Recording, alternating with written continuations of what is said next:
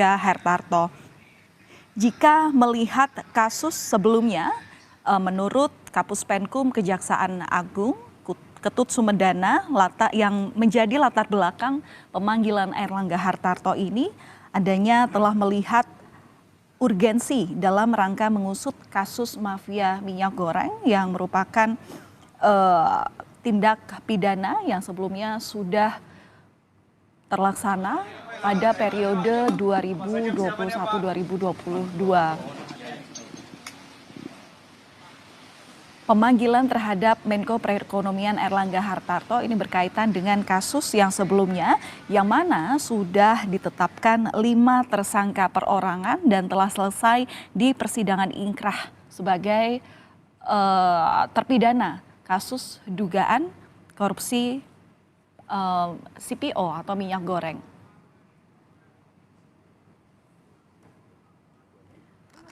Berdasarkan putusan Mahkamah Agung dalam sidang yang sudah menetapkan 5 orang tersangka perorangan atau 5 tersangka perorangan dengan saat ini statusnya sebagai terpidana,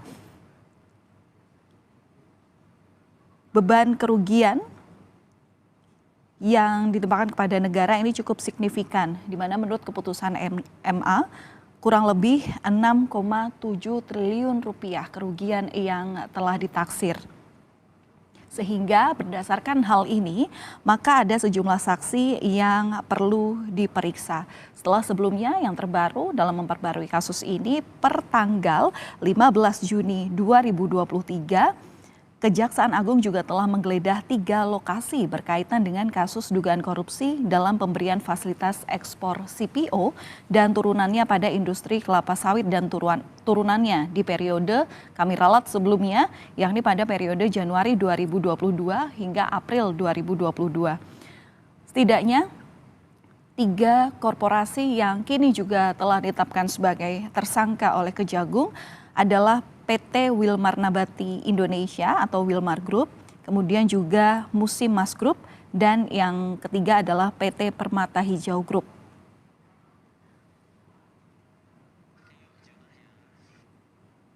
Dan untuk mengetahui informasi terkini terkait dengan agenda pemeriksaan yang akan dilakukan oleh Kejaksaan Agung terhadap Menteri Koordinator Perekonomian Airlangga Hartarto hari ini, akan langsung kita tanyakan kepada jurnalis Kompas TV yang saat ini juga sudah ada di Kejaksaan Agung.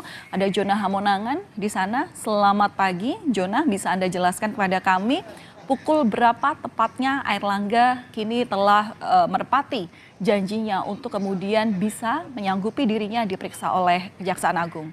Jonah.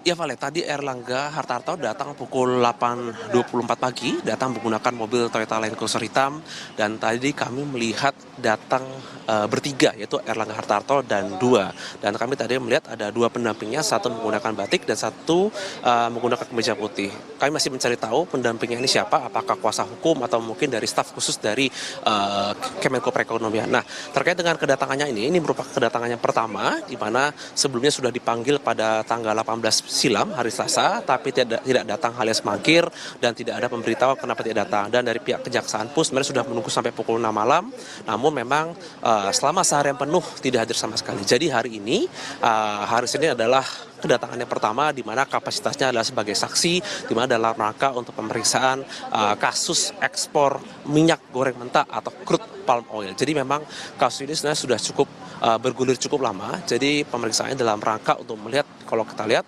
kapasitas Airlangga sebagai Menko Perekonomian, tentu saja sebagai orang yang mengambil kebijakan, sebagai orang yang mengetahui kebijakan. Jadi itu saja poin utama dari pemanggilannya sebagai saksi atau terperiksa hari ini dalam rangka untuk mengetahui apa saja kebijakan ketika beliau menjadi Menko Perekonomian. Seperti kita ketahui bahwa negara sendiri mengalami kerugian sebesar 6 triliun rupiah, kerugian yang sangat signifikan. Jadi memang kedatangannya saja dalam rangka untuk melihat apa saja kebijakannya pada masa itu dan mengapa masih melakukan ekspor minyak goreng. Sehingga kalau kita ingat di masa tahun 2021 ataupun sampai tahun 2022, di mana masyarakat mengalami kesulitan khususnya mendapatkan minyak goreng, tentu saja ini merupakan salah satu dampak. Nah, inilah mengapa Airlangga diperiksa untuk pertama kalinya dengan kapasitas sebagai saksi.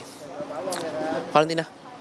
Ya, memang pemanggilan dari Airlangga Hartarto ini perlu digali mengenai sisi-sisi kebijakan yang dikeluarkan yang bersangkutan seperti Anda katakan tadi adalah yang perlu digali adalah dari sisi evaluasi kebijakan dan juga sisi pelaksanaan kebijakan karena memang beban kerugian negara ini tidak bisa kemudian ditagihkan kepada 3 korporasi yang memang sebelumnya sudah ditetapkan sebagai tersangka. Selain dari Airlangga Hartarto, tentu Kejaksaan Agung ini terlihat terus mendalami dan ada potensi saksi-saksi lainnya juga yang akan diperiksa.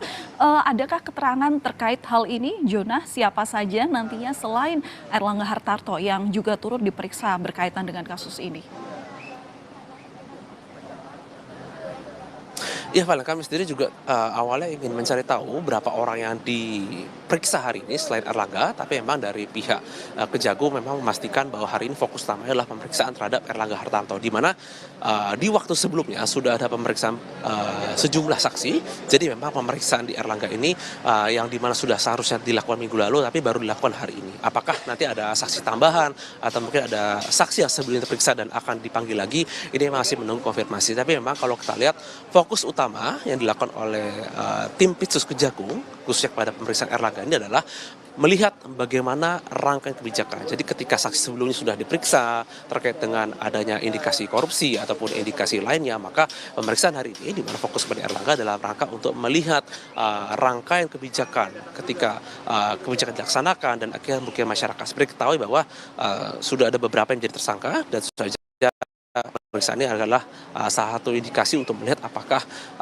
ada indikasi mungkin dari kerugian ini karena ada kebijakan-kebijakan yang mungkin dianggap keliru khususnya oleh tim pidana khusus Kejaksaan Agung. Valentina. Baik, terima kasih atas laporan Anda, Jonah Hamonangan. Nanti tentu akan kami update bagaimana perkembangan selanjutnya, utamanya proses pemeriksaan yang mungkin sudah selesai nanti, seperti apa hasilnya, apa yang kemudian ditemukan oleh tim penyidik begitu ya dari Kejaksaan Agung. Terima kasih atas laporan Anda, Jonah. Saudara, diketahui hari ini Menteri Koordinator Bidang Perekonomian Airlangga Hartarto telah memenuhi panggilan Kejaksaan Agung terkait pendalaman pada dugaan korupsi minyak goreng atau CPO dan turunannya dan telah hadir di kantor Kejaksaan Agung pada pukul 8:24 waktu Indonesia Barat. Saat ini pemeriksaan atas statusnya Airlangga Hartarto sebagai saksi masih berlangsung. Tentu kita akan nantikan seperti apa hal-hal yang kemudian didalami yang didapati oleh jaksa atau Jampitsus dari Kejaksaan Agung. Kami tutup sementara Breaking News Kompas TV dan akan kami lanjutkan Sapa Indonesia Pagi usai jeda.